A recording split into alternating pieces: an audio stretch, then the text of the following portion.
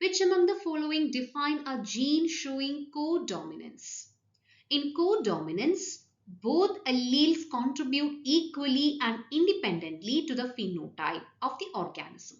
That means both alleles are fully expressed in the heterozygote.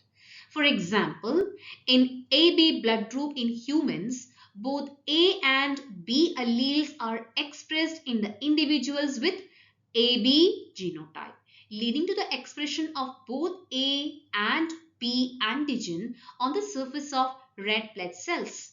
So the AB blood group is an example for codominance. Now let's look into the options here. Option A, both alleles independently expressed in the heterozygote. Yes, this is true. This is the correct answer. Whereas coming to option B, one allele dominant on the other. This explains complete dominance, not codominance. Option C, the alleles tightly linked on the same chromosome. This is also incorrect because this refers to the genetic linkage. Option D, alleles that are recessive to each other.